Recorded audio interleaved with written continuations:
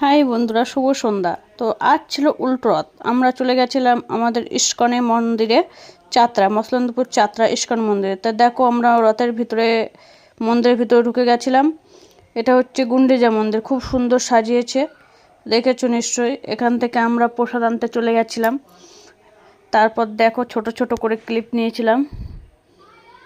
খুব সুন্দর সুন্দর সুন্দর রাধাকৃষ্ণ সেজে নাচ, অষ্টসখীদের নাচ খুব সুন্দর, অসাধারণ।